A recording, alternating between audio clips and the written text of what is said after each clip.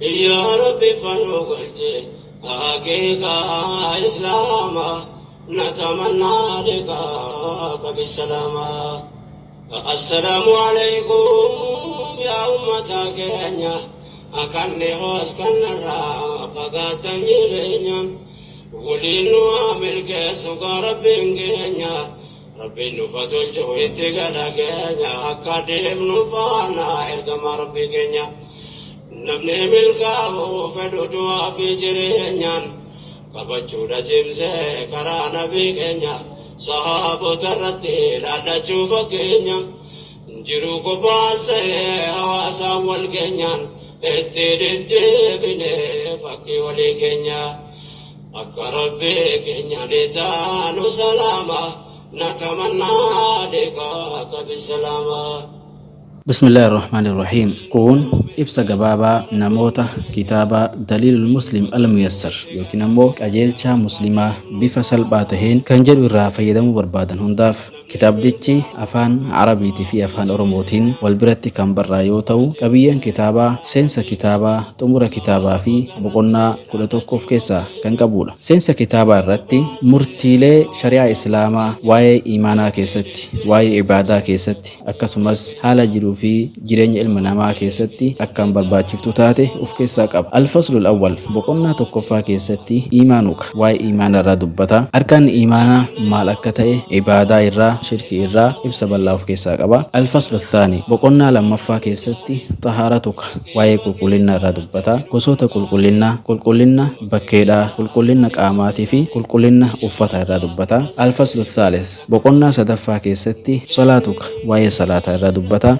sadarkaa salaanni islaamummaa keessatti qabu salaata waajibaatii fi kan sunnaa irraa dubbata. Alfaslu raabi boqonnaa afraffaa keessatti siyaamuk waa'ee soomaa irra dubbata. Ahkaama soomaa irraa sooma waajibaatii fi kan sunnaallee akkuma san namoota sooma soomuu keessatti uzrii qaban ahkaama isaanii akkuma san ahkaama guyyaa iidaallee of keessaa qaba jechuudha. Alfaslul khaamis boqonnaa shanaffaa keessatti zakaatuk waa'ee zakaataa irraa dubbata. Zakaa baasuu irraa wanti barbaadamu maali? Wantoota zakaan irraa baatu كانين بلنا نبسا. الفصل السادس بقولنا جهفا كيستي حجك واي حجي الردبتا صدركا مكة في مسجد الحرام قبو حجي هجو را وانتي بربادا ممالي أحكام حجي في عمره بلنا نبسا. الفصل السابع بقولنا تربفا كيستي معاملتك المالية أكاتا كابينيا تخرط أكاتا كابينيا كان وجنجرات كابينيا هرطو كيستي أصلي مال كابينيا متى إسات حرامتو كيسا كسبتون حرامتو كراسري هنتانين كابينيا نما fudhatu akkuma san naamusa islaamummaa keessatti barbaachisu yeroo qabeenya horatan kana bal'inaan irraa dubbata. Alfaslu thaamin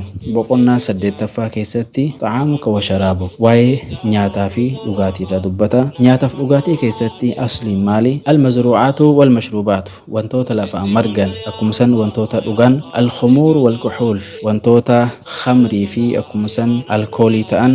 Almukhadiraat irraa alma'kuulaatu albaxriyya صورة بحر الرابه. حيوانات البر بنيسوتا على الزكاة الشرعية أكاتا قراسة شريعة كيستي. آداب الطعام والشراب ناموسة نياتا في لغاتي في كان فكاتا نرادبتا. الفصل التاسع بقولنا سقلفا كيستي لباسك واي أفنا إسلام الرادبتا أفنان إسلام ما كيستي مالكتي أفتا حرامتي حدي عورة المنما كيستي مالكتي أفتا ويسأفتا كافرتي فكاتا كيوكا نمو إلى في دبرتي walitti fakkaatan uffata isaaf uffatan boonichi namarraa argamuu danda'u uffati isa keessa hariira fi zahabni jiru kanneen hundarraa bal'inaan dubbata. Alfaslul ashir boqonnaa kurnaffaa keessatti usratuk waa'ee maatii irraa dubbata. Sadarkaa maatiin qabu islaamummaa keessatti sadarkaa dubartiin islaamummaa keessatti qabdu gosoota dubartii dhiiraa wajjin wal bira qabne ilaalla. Akkuma san hariiroo dhiirti dubartii ajnabiyyi takka wajjin qabu waa'ee hijaabaa akkaataa fuudhaa fi heerumaa huquuqa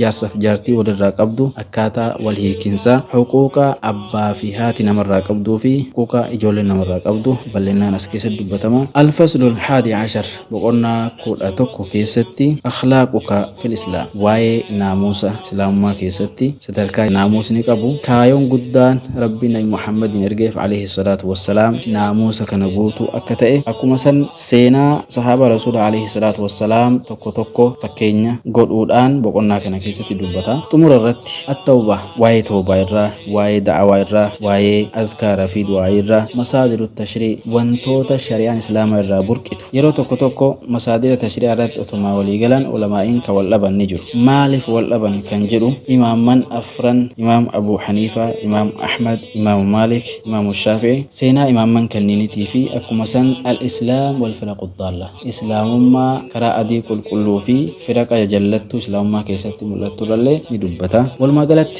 كتاب نكوني أكاتا اتربين قبرتو أكاتا اتي نما وجنجراتو أكاتا دنيا وجنجراتو ناموسا إسلام ما كيست برباتي صوفي سينا صحابة توكو توكوتي في إمام من أفراني أوف كيسا كان قبول ورّا كتابا كان إرافا يدمو إسن هندها تاسسو والسلام عليكم ورحمة الله وبركاته يا ربي فاروق حقيقة إسلاما نتمنى لقاك بالسلامة